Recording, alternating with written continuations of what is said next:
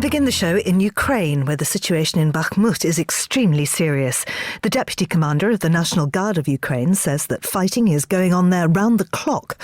And the head of the paramilitary group Wagner says that pincers are closing in around Bakhmut and called on the president to abandon the city. And Ukrainian authorities have now ordered some residents of Kupiansk to leave their area as Russia seeks to retake the city it left last year. Well, journalist John Sweeney is in Kherson and he joins us now. John, many thanks for coming on the show. Can you tell us about the situation in Kupiansk, please? So Kupiansk, I was there last October, and at that point the Russian army had retreated some distance from Kupiansk, and we went further to a place called Dvorichna, where we were, actually I was interviewing a guy, a Ukrainian, who'd been tortured by the Russians, and as we were interviewing him, a Russian shell landed pretty close, and I can remember shouting to my team, "Get the flak jackets!" And we ran and found a hole in the ground. So it's very depressing for Ukrainians that's not Dvorichna, which was closer to the front line, but that's in trouble, and people are being told to evacuate Kupiansk. That's bad news.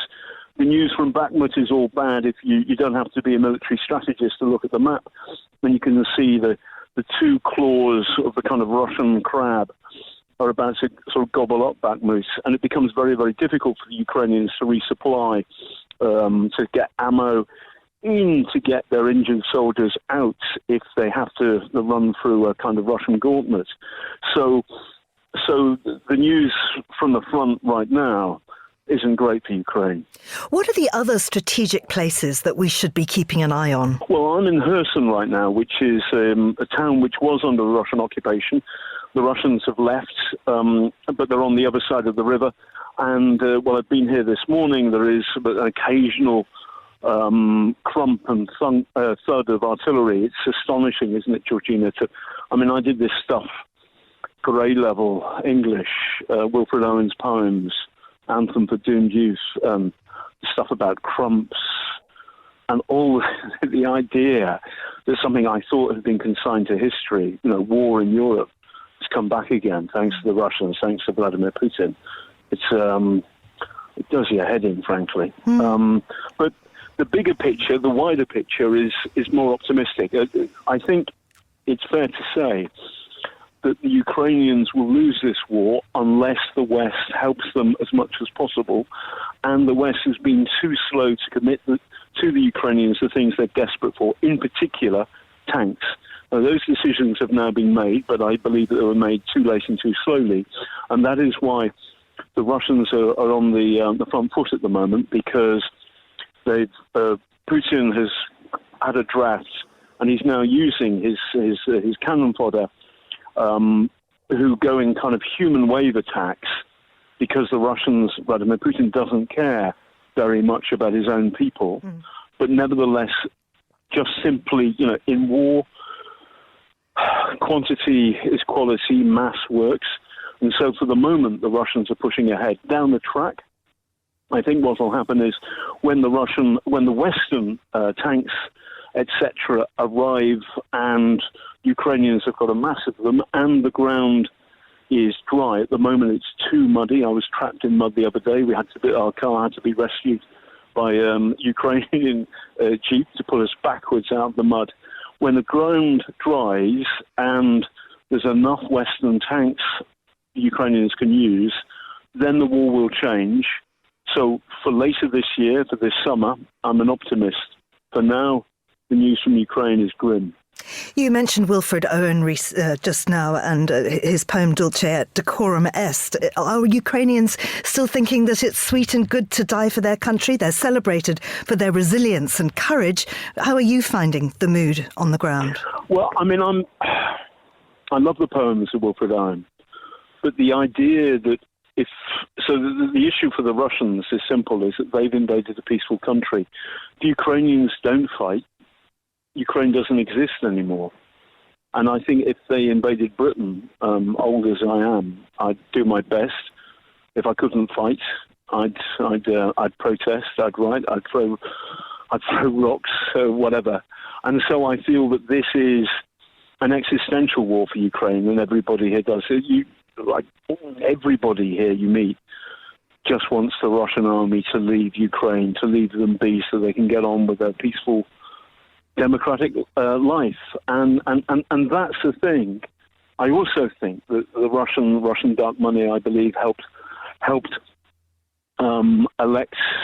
get Donald Trump into the White House, probably help people, or help the money for Brexit. It's murky, but certainly Brexit was a Russian goal, a Russian victory, because you've got a divided Europe. Britain is no longer in the European Union. Now, these are contentious things, but nevertheless, I think the West has been at war with Vladimir Putin's Russia for a long, long time. It's just we didn't know that. And so if the Ukrainians fail, then we're next. But as I said, I'm an optimist. I think that the Russians can do the heavy, this awful human wave offensives. But there's a certain moment when they will start failing. And one of the reasons for which is they can't do complicated stuff, combined arms maneuvers. We haven't seen that happening. What this is an awful lot of infantry charging Ukrainian lines. So I'm optimistic that down the track, please God, the Western kit and Ukrainian fighting spirit will combine and we'll start seeing the Russians going backwards. John, thank you very much and keep safe. That was John Sweeney in Kherson. Now, here's Monocle's Emma Searle with the day's other news headlines. Thanks, Georgina. The death toll of the train crash in Greece has risen to at least 57. More than 80 people were injured in a head-on collision between a freight train and a passenger train late on Tuesday night, which officials said was mainly due to human error. The United States and South Korea have announced they will conduct more than 10 days of joint military drills later this month. The Freedom Shield exercises aim to strengthen their combined defensive posture and will begin on the 13th of March. And more than half of the world's population will be overweight or obese by 2035 if no significant action is taken, a new report warns. The World Obesity Federation predicts that 51% of the world's population will be obese or overweight within the next 12 years. Rates of obesity are rising particularly quickly among children and in lower-income countries. Those are the day's headlines. Back to you, Georgina. Thanks, Emma. The top human rights advocate in Belarus, who was one of the 2022 Nobel Peace Prize winners, has been sentenced to 10 years in prison, alongside 3 other figures of the Human Rights Center he founded. Franak Viachorka, a journalist from Belarus and a senior advisor to Belarusian democratic movement leader Svetlana Tsikhanouskaya, joins me now. Franak, many thanks for coming on the show. Ales Bialetsky and his colleagues were arrested in 2021. What were the charges? So first they were accused on financing the extremist activities and organizing the protests. Then they were changed to something like tax evasion. And finally, I don't remember which set of accusations they had, but it doesn't matter really. They were just sentenced for what they were doing. They were helping political prisoners. They were documenting atrocities of Lukashenko in Belarus, but also in Ukraine. They were helping people to flee the country when they faced persecution. And in general, Ales Bialetsky is the personal enemy of Lukashenko. He hates him. And for Lukashenko, Bialetsky became even bigger enemy after he received the Nobel Peace Prize. And can you tell us a little bit more about the Human Rights Center that he set up? So in 1994, 30 years ago, Lukashenko came to power. And immediately millions of people went to streets to protest against the usurpation of power. Because Lukashenko dismissed the parliament, he dismissed the alternative organizations and initiatives. And Ales Bialetsky started to help all those repressed. He started to help their families as well. And the center was called Vyasna, the spring. It's like the spring will come. The good day will come after the bad day.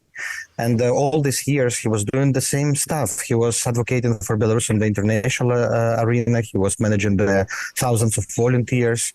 And he was always speaking out for Belarusian independence. This is also something we often forget, but Bialetsky not just human rights defender, he is the pro-independence activist. And he was always saying that Russia is the biggest threat to Belarus independence. And he, even from prison, he reminds us about that. Now, he's He's been sent to prison for 10 years. Do you think that this harsh sentence is connected to Russia's war in Ukraine, which is obviously, as we know, supported by the Belarus leader, Alexander Lukashenko? Of course it's connected, but for Belarus, the war has started not in 2022, but in 2020, when Lukashenko lost elections. Svetlana Tikhanovskaya received 70% of votes.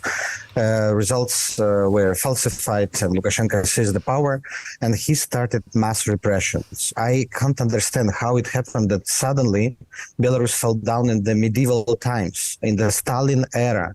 Right now, 15, 20 people every day are being detained, tortured, raped. Many people were killed in prisons, and it's happening every day. And when 2-3 years ago, activists were sentenced to 15 days, 25 days, now it's 15 years, 20 years, 25 years. Even death penalty right now can be used against everyone who is expressing the discontent about Lukashenko's regime. It's just horrible. It's a humanitarian disaster.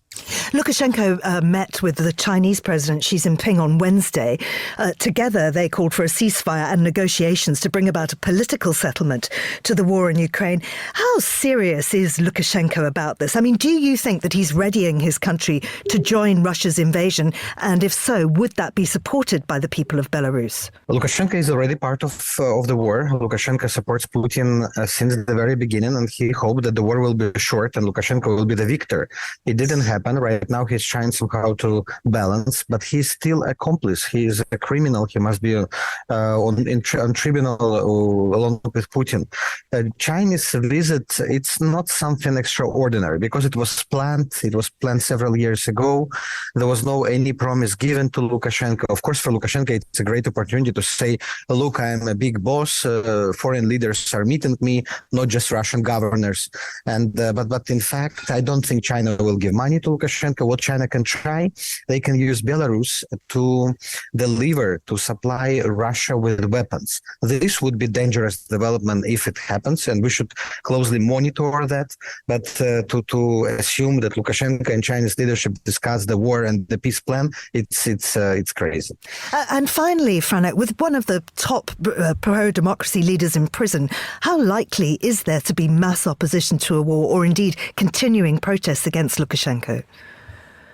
The protest continues every day. We have the partisan groups. More than 200,000 people join the partisan organizations, and they do non-violent, but still very active and very brave actions of sabotage. Like last week, they blew up the Russian spy plane in Minsk, or they stop the Russian trains. They hack state institutions and leak data about the Russian army and about Lukashenko's regime. Majority of Belarusians sympathize partisans and the protesters. People don't want Belarus to join the war. And this is why Lukashenko increased repressions, because he understands how fragile he is. It's an astonishing prediction because it comes from one of Russia's most prominent oligarchs, Oleg Deripaska. He's warning that his country could run out of money as soon as next year, 2024. The quote from Deripaska: "There will be no money already next year. We need foreign investors." And here's the thing. Deripaska is actually in a position to know. He's an oligarch. He has been close to Putin for many years, and he's been very loyal to him. He's long been sanctioned by the U.S. and other Western nations, most recently because of the war in Ukraine. But it's not a new thing. As I point out, it's a long-time relationship with Putin of loyalty. In fact, one time I had to meet with him in Canada because he was banned from entering the United States. Now, the U.S. government said in 2018, quote, Deripaska has said that he does not separate himself from the Russian state. Deripaska has been investigated for money laundering and has been accused of threatening the lives of business rivals, illegally wiretapping a government official, and taking part in extortion and racketeering. There are allegations that Deripaska bribed a government official, ordered the murder of a businessman, and had links to a Russian organized crime group. That alleged murder is part of the reason he was banned from the United States. And what's more, Deripaska has the numbers to back his warning up that he's making right now on the cash issue. The Russian government revenue plunged 35% in January compared with a year ago. Spending went up 59%, and those are numbers they're allowing out there. Now, Deripaska did speak out against the Ukraine war in the very early days after Putin's invasion, and that was because he knew it would be bad economically for Russia, for himself. But at that time, Putin didn't listen.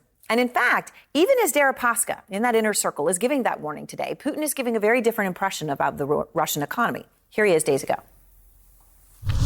The Russian economy has proved itself to be much more resilient than in years past. Now, Putin sells the Russian public the story that he wants them to believe. He says that so they'll believe it. And calling it out, saying that it's not true, comes at incredible cost. You may remember that we told you last week about this Russian lawmaker. You see him there. He's the one who posted the video of himself mocking that very same speech from Putin. He hung noodles on his ears while listening to the speech.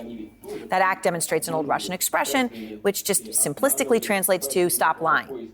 Well, that lawmaker has now been charged. The charge is discrediting the Russian armed forces, and he is now set to go to trial on March 7th. This is according to Russian state media for putting noodles on his ears. This isn't The Onion. And the reason for Putin's anger is the failure on the front lines. His forces tonight still failing to make any major gains in Ukraine. The Ukrainian Air Force tonight claiming it shot down this Russian fighter jet in eastern Donetsk. You'll see the smoke coming from the wreckage. Ukraine says that this was a Russian Su-35 fighter bomber. And in Bakhmut, another day of death and no victory. We have new video into out front of the deadly battles there. This is a Ukrainian soldier firing a grenade launcher at a group of Russians. He then, you'll see, runs back to his armored car. His team throws it in reverse, you'll see here, and the armored vehicle comes under fire. Now, in this case, you see that incoming fire. They're filming this. I do want to let you know we do understand that this particular situation seems to have ended with them surviving. The battalion says that the truck's armor was able to withstand those sniper bullets as they're in reverse here. You're watching it. I want to begin tonight there in eastern Ukraine with Alex Marquardt. And Alex, I know you were trying to go towards Bakhmut today. What happened? Aaron, we were trying to go with a team towards Bakhmut that was trying to evacuate civilians from the city. You'll remember there's some 4,000 or 5,000 civilians still in the city. That mission was called off when they found out that a critical bridge was blown up by Russians on a major supply route. Now, that has made Ukraine's already very tough fight in Bakhmut even tougher. We understand from Ukraine's military tonight that Russian forces are trying to still encircle the Ukrainians as they are desperately trying to hold their ground in Bakhmut. A lifeline for Ukraine's forces severed. This destroyed bridge near Bakhmut on the last main supply route to the front. Bombed, a Ukrainian soldier told CNN, by a Russian missile. Meaning reinforcing troops or getting people out immediately becoming harder. We were on that road near Bakhmut, military vehicles bombing towards the fight and coming back. The V sign for victory.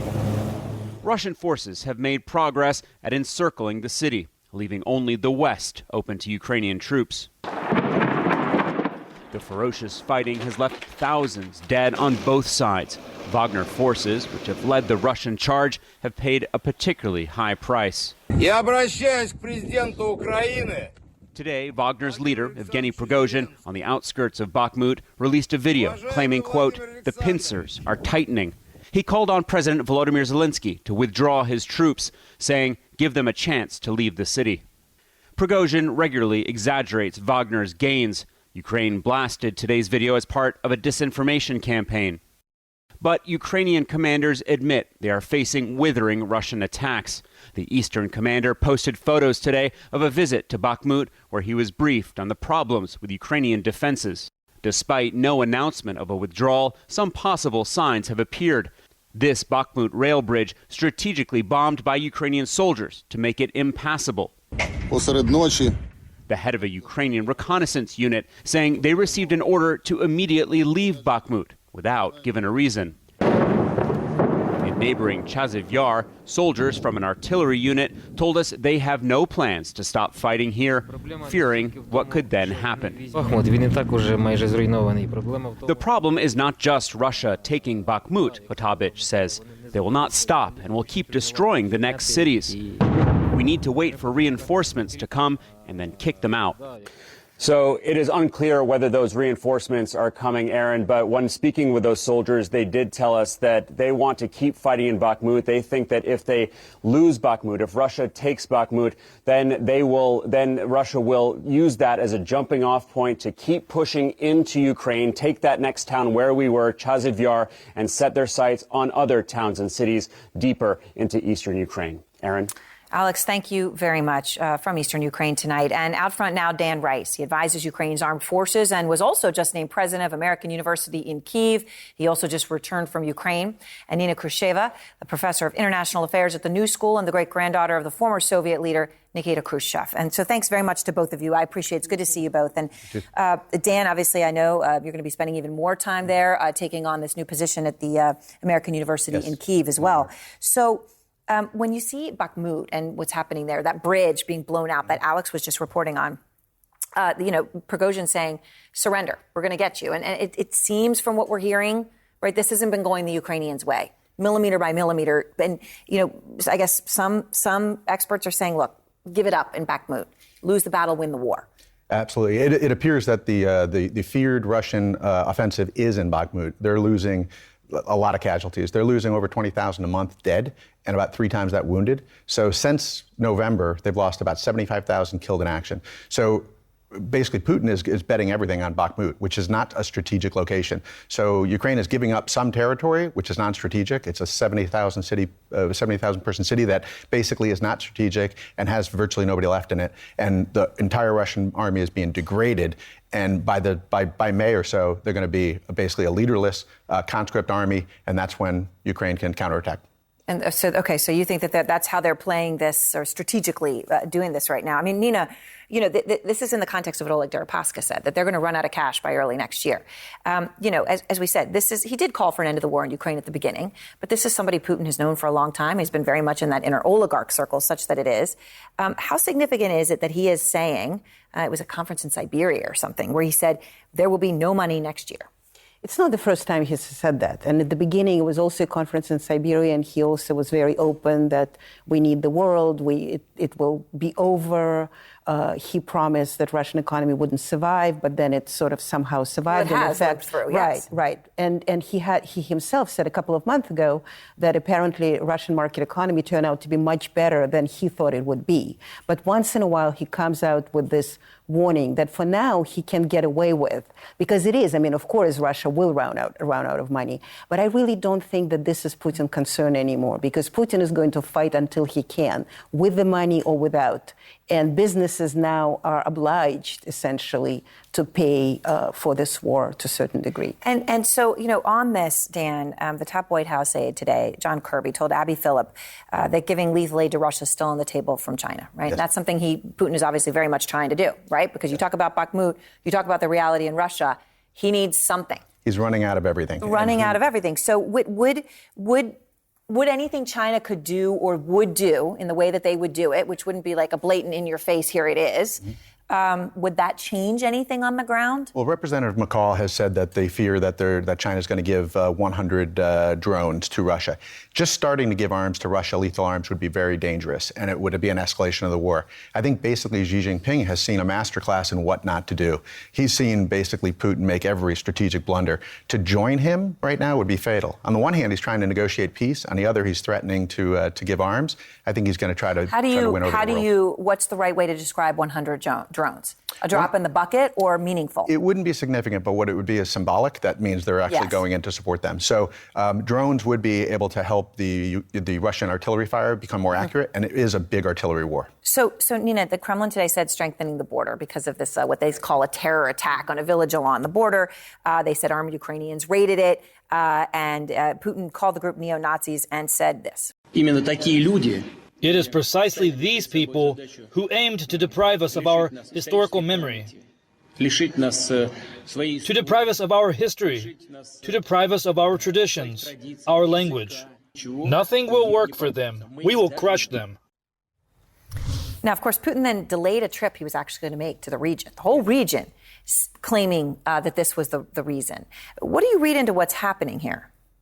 Well, it was a terrorist attack. I mean, it was an attack on the Russian territory, and we know how Putin takes this seriously, because it also, not only, I'm sure, a lot of people in the Kremlin are being upset about that, but also then becomes the next cycle of propaganda. because it basically validates all the things about the Nazis and all the things that they want to destroy Russia and so on and so forth, and we're going to crush them. And so you, the Russians, don't be upset. We are going to strengthen it. We're going to make sure that nothing is going to happen to you. So basically that rhetoric, I mean, those acts and then the rhetoric helps him to push the war forward. Right, but it's rhetoric. And it's also the war forward because every time when something happens on the Russian territory, then Ukraine is being bombed twice or three times as much. Right. Well, of course. And as we said, they took out that fighter jet today, as we were talking about, Dan, but, one plane. Yeah. All right. Well, thank you both very much. And again, Dan will be heading back to Ukraine in his new role at American University, Kyiv. So thanks so much. Aaron. Thank you. And coming up tonight, I'll be hosting a special tonight about Putin's political enemies and the price they pay for speaking out. I'll speak to Dasha Navalnaya, the daughter of jailed Putin opposition leader Alexei Navalny. He survived a poisoning from a nerve agent in 2020. Poisoning CNN helped trace back to Russian intelligence and Putin's FSB. It's all part of a special hour at 9 p.m., CNN Primetime, Navalny, and the cost of standing up to Putin. And meantime, next, Congressman Jim Jordan promising to expose the FBI and DOJ for playing politics. Tonight, though, his case may be unraveling. We've got new details on that. And Alex Murdaugh's lawyers talking to CNN after he was sentenced to life behind bars. Why did they choose to put him on the stand? And why do they think they can win an appeal? Plus, he once linked drinking tap water to homosexuality, and he's just been appointed to Disney's new oversight board by Governor Ron DeSantis. Well, of course, because, we have been issuing at the Human Rights Council Special Procedures Branch, of which I am part, several communications on this issue, letters of allegation, including about the ill treatment in detention of various people who are being detained on political grounds, including Mr. Bielatsky. But our work is wider than that, I would say, because we are trying to document systemic problems pertaining to human rights situation in Belarus, to the rights to freedom of opinion and their expression, freedom of association, freedom of peaceful assembly. And all this within the UN system is extremely important, especially since the government of Belarus has denunciated the optional protocol of the International Covenant on Civil and Political Rights, of which it was a party, and it denunciated it last year, meaning that there is no more international recourse for Belarusian individuals to the UN Human Rights Committee on allegations of violation of their rights pertaining to that instrument, this international covenant. Since Belarus is not a member of the Council of Europe either, because it still applies the death penalty, my mandate and the mandate of the High Commissioner for Human Rights at the UN investigating specifically the 2020 events are the only avenues for not redress. Unfortunately, we cannot implement any kind of binding decisions onto the government of Belarus, but we are able to issue decisions on and comments on the situation on individual cases. I believe it's a duty for any human rights defender to continue with this work for the sake of the victims. We have to keep on advocating for the release of those who are being arbitrarily detained in Belarus, because there are more than 1,500 such people in the country today. That was Anaïs Morin, the UN Special Rapporteur on the human rights situation in Belarus. There's growing international attention on Moldova's breakaway region of Transnistria, where 1,500 Russian troops are stationed. The territory separated from Moldova in a civil war in 1992 as the country emerged from Soviet rule. Now, the war in neighbouring Ukraine has raised new fears that the conflict could spill over into Moldova, whose pro-Western government has spoken of the need to remove Russian troops from Transnistria. Our correspondent Lucy Williamson has been speaking to Moldovan veterans in Malovato Nua, a Moldovan enclave wedged beside Transnistrian territory. That road into Moldova's breakaway pro-Russian region is deserted, except for the convoy of cars carrying men in military fatigues from the village of Malovato Nua. Men now in their 50s and 60s, crossing into enemy territory as they did 30 years ago when they fought pro-Russian forces for control of this area. Men like Vlad and Tila. That's where the checkpoint was, but they were shooting at us from that hill over there, from a tank.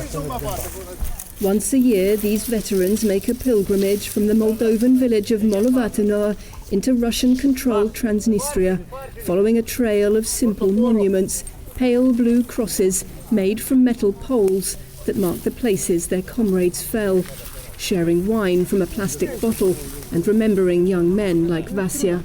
I was coming down this road with Vasya. We are both snipers. He was hit in the neck with a shrapnel fragment. He fell to the ground and died in my arms. But memories of the past here are now joined by fears for the future. Moscow has been talking up the threat of a Ukrainian assault on Transnistria, warning that any attack on its forces there will be seen as an attack on Russia itself. Moldova's president has warned of a Russian plot to topple her pro-Western government. As the veterans pass a local school, the pupils come out, with head teacher Tatiana Roska to greet them. There were big battles here in 1992 that left deep wounds. We're very afraid. We know what war means, and we don't wish it on anyone. One of her pupils tells me she's ready to take up arms, as her father and grandfather did here 30 years ago.